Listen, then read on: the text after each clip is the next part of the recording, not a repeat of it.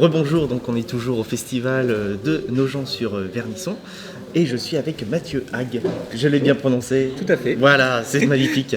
Vous êtes venu ici pour présenter des courts-métrages que vous avez fait avec une association qui s'appelle Courant Bar, c'est ça? Tout à fait. Alors, plus exactement, il y a un court-métrage fait avec Courant Bar et il y a un autre qui a été fait avec l'Abbé des Anges. Ok. Et il y a une autre association. Ah, donc il faisait partie de la sélection de Courant Bar. Tout à fait. C'est Courant Bar qui nous a diffusé.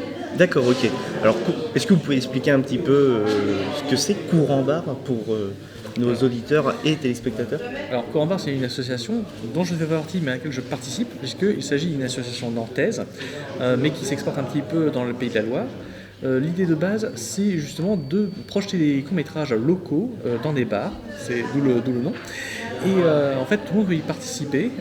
Si vous avez fait un court-métrage dans votre région, dans votre département, dans votre ville, et bien dans ce cas, et que c'est éligible pour Courant Bar, il faut pas que ce soit trop long évidemment, dans ce cas, vous pouvez le proposer et s'il est retenu, il sera diffusé. Vous faites partie de l'association l'Abbé des Anges? Oui, tout à D'accord. fait. Alors vous pouvez expliquer un petit peu le principe de l'Abbé des Anges? L'Abbé des Anges, c'est une association pour aider à la fabrication de films autoproduits. C'est-à-dire qu'on n'apporte pas de fonds, c'est pas une équipe de production, c'est une équipe plutôt de coordination.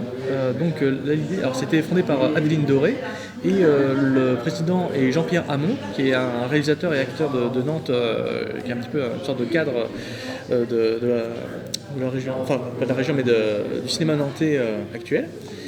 L'idée, c'est que si vous avez un texte, un scénario, et que vous voulez le produire mais que vous ne savez pas comment faire, on essaye de mettre les gens en relation les uns avec les autres. C'est vraiment une association d'entraide. D'accord, voilà. J'ai bien l'impression qu'en fait vous faites vous intervenez en fait entre les différentes personnes pour que des projets se réalisent en fait, en gros, c'est ça? Voilà, en plus c'est en bénévolat, donc on paye notre cotisation à l'association. D'accord. Et en échange donc on a justement accès à tout ce qu'on peut. Alors pour l'instant c'est en devenir, on est en train de créer. On va avoir une chargée de production qui va être embauchée en tant que stagiaire, issue de Ciné Créatis d'ailleurs comme moi. Et donc son travail va être justement la coordination et la mise à jour des fichiers. Puisque l'idée c'est que comme ça toute la petite équipe nantaise, puisque nous sommes un petit cercle quand même cinématographique, puisse avoir des contacts les uns avec les autres, que personne ne soit oublié et qu'on puisse connaître l'activité de chacun. D'accord. Maintenant que vous avez parlé un petit peu de ce que vous faites pour ces différentes associations, parlez un petit peu de vous, un peu. Vous êtes réalisateur, comment vous avez fait pour le devenir et si vous avez d'autres projets qui arrivent prochainement. D'accord, je vais essayer de faire court quand même. Non, mais bon. Donc j'ai 31 ans, j'ai été élève pendant 3 ans à Ciné Créatis, l'école de cinéma de Nantes. D'accord. Avant j'étais brestois et c'est là que j'ai fait mes premières études. Mais comme il n'y avait pas d'école de cinéma à Brest, je suis allé à Nantes. J'ai eu mon diplôme en 2013. Et depuis, je réalise moi-même. Et avant, j'avais commencé un petit peu à réaliser, mais je n'avais pas cette technique. Donc, il me fallait aussi bien de la technique que du contact. Et c'est grâce à Ciné Créatis, donc là je remercie les profs d'ailleurs, j'en profite. Mais pour ce qui est des projets actuels, donc pour l'instant je suis sur des courts-métrages. Il va y avoir un court-métrage en juillet que je ne vais pas réaliser, mais sur lequel je vais travailler, qui va se dérouler en partie à Fontainebleau, en partie en République tchèque. Et République tchèque. Ah oui, quand même. C'est un film de KPDP en plus. Mais sinon, je suis en train d'écrire mes propres longs métrages. Donc, on va essayer de fabriquer ça bientôt. Et sinon, je suis en train d'essayer de monter une petite entreprise en tant qu'entrepreneur pour faire script doctor. Puisque c'est un truc qu'on peut remarquer dans le cinéma, il y a des soucis au niveau du scénario. On a beaucoup de réalisateurs qui sont des auteurs, dans le sens où ils écrivent ce qu'ils veulent, mais ils n'ont pas de cadre, ils n'ont pas pour certains la compétence de le faire, si bien qu'en fait il y a beaucoup de manquements. Donc je voudrais voir si je peux pas donner un petit coup de main en faisant soit sur ma chaîne YouTube et aussi en tant qu'auto-entrepreneur. Vous avez une chaîne YouTube? Oui, qui s'appelle Mathieu Hague. Donc l'idée c'est de faire des critiques de films dessus ou des critiques de cinéastes. Voilà. Ok. Comme pourrait l'être le Fossoyeur de film? Alors c'est une des personnes qui m'a inspiré, même si j'ai plus pris mon inspiration chez Durandal. Eux sont vraiment Timothée Fontaine. Vous le connaissez? Alors je ne le connais pas directement, j'ai déjà rencontré Monsieur 3D par contre, qui Oui. fait partie de leur cercle.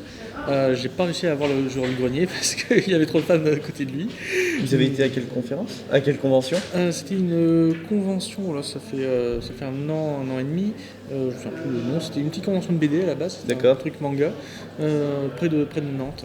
D'accord. Parce que sinon, je vous conseille, si vous voulez approcher vraiment le jour du grenier, le Fossoyeur de film ou d'autres grands youtubeurs, allez au Geek Ferries.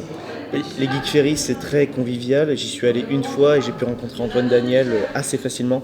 Mais devenir un petit peu youtubeur cinéma. Oui, Voilà. Et par le biais de cette auto-entreprise. voilà, tout à fait. Alors, c'est en fait pour faire quelque chose de parallèle avec mon travail de réalisation.